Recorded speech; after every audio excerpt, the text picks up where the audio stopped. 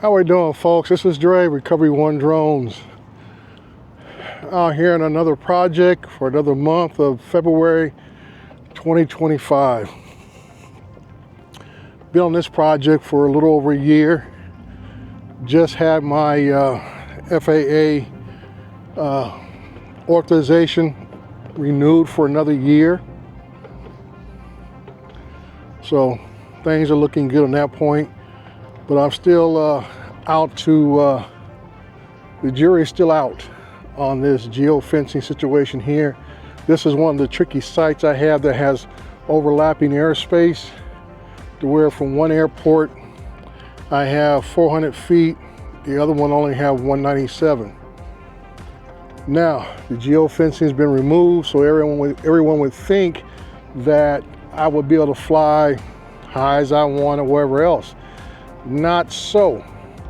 As of today, took my Mavic 3 Enterprise out, make sure all my fly data information was up to date, which I'd done last time on the other projects, which is about maybe a half a mile away. And same thing here. The only thing different is that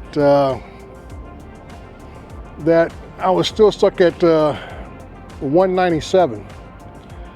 which I'm supposed to be flying is at 400. I went ahead and did it at 197, but that's twice the amount of pictures I have to take, twice the amount of time it takes for the drone to fly, and all that kind of stuff. And I always tell you, when you do commercial work, time is money. Everything else adds up to what your bottom line is. So when I had my unlock through DJI and so forth, I was able to fly at 400 feet. Now I'm still going to break out my Phantom 4 RTK and see, because that's the drone I had to use before because of the overlapping airspace. The newer Mavic 3 series doesn't like multiple airspace. It likes single airspace.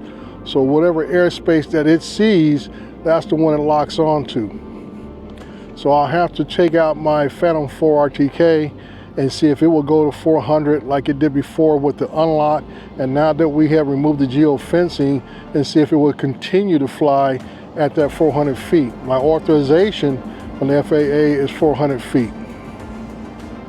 So these are things you got to keep working at, keep looking at, and try to evaluate when you're dealing with clients.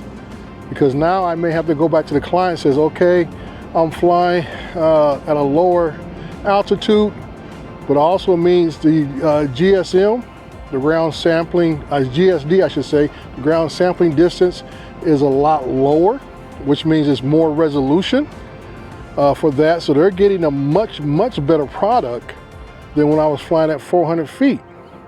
So once again, there's all the different parameters that comes into play of what you're delivering and what you're being compensated for. Now on the client side, I'm sure they're going to say, hey, that's not our fault, what the DJI did or what the FAA allows you to do and what they don't allow you to do. That's just not under our control, but neither is under my control either. So it's a delicate dance you have to do with the clients and see if you can come to a happy medium.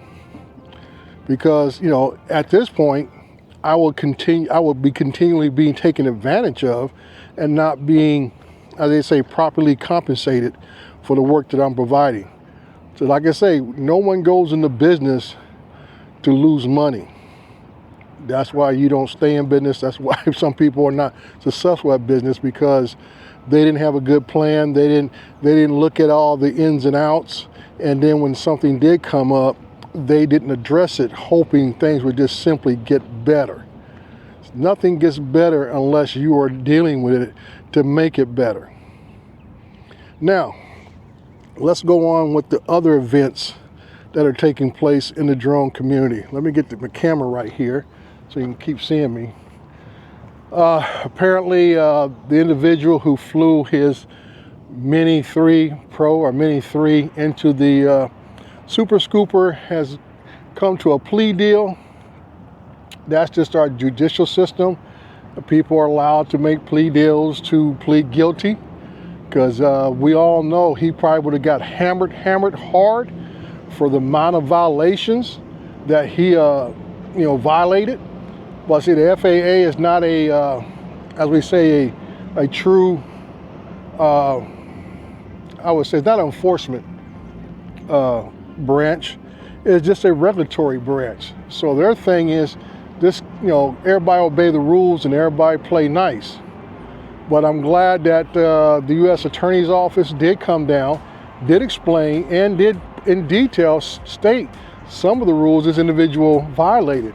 They might not put it in mere words, but they said this individual drove from his home residence to the city of Culver City, which is just outside of Santa Monica, flew his mini drone, which equates to 1.5 miles.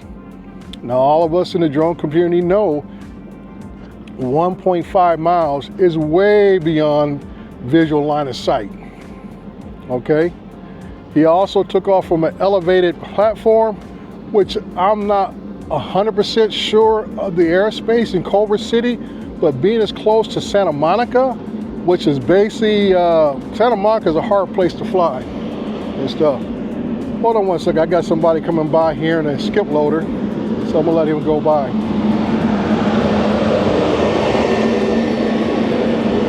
All right, so as we all know that,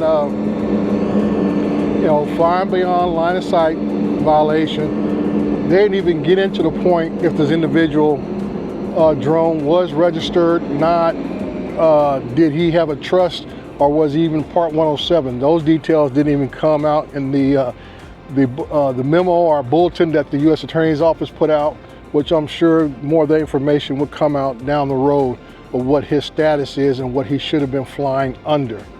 So, like I said again, now this is not just a black eye on the drone community.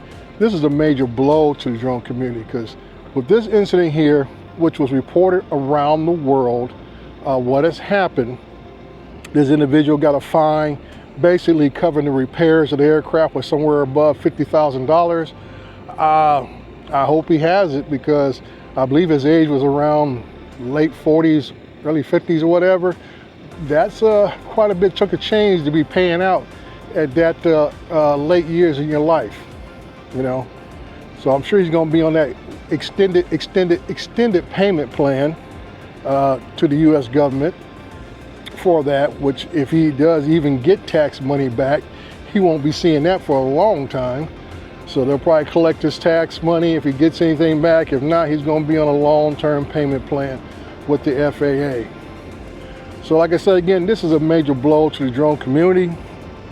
Now we're going to have to deal with not only the Karens and the Kens out there who feel they don't like drones. Now you're going to have every agency, every whoever out there going to question you why you're doing what you're doing, regardless if you're wearing a vest like me or wearing appropriate gear like me, as far as being on a job site, whatever. You're going to find somebody's going to probably start questioning you about your credentials, wanting to see if you have authorization. So this could be a real big turning point for us in the drone community, and it's sad to say that this is where we're going to. And I always go back to the early days, and it's sad to say early days when we're talking about, I've been in this going on my 7th year now, going into drone work. And I remember the days before when you go into a group and they would almost virtually kick you out or block you if you mention, they call it drone policing. And I always made a statement, if we don't police ourselves, somebody else will. And that is where we're at today, because we did not police ourselves, did not become strong advocates within the community ourselves. Now we have individuals, elected officials, and so forth, who are dictating who, what, where, and why we can fly. So you guys got to ask yourself, and I tell people all the time, flying in the national airspace is not a constitutional right. It is not a God-given right. So don't come quoting me, oh, the pursuit of happiness nonsense, because that is not a catch-all phrase about what your enjoyment should be in the national airspace. Like I say, Congress gave the authorization to the FAA in 1959. They are the regulatory body. They set forth all the rules and regulations for the national airspace. So, once again, this is where we're at. And again, it is sad that individuals who take it upon themselves for whatever motivation or reasons that they have to want to fly, especially in areas that even a child would know in common sense, hey, there's a fire over there, there's aircraft over there, maybe I should not fly there. So once again, we have those who feel what they want is more important than what the rules and regulations are about. So once again, this is Dre, Recovery One Drones. Enjoy yourselves out there. You know, hang on, enjoy the ride, folks. You only got one life. But please be mindful that there are rules and regulations that we need to abide by.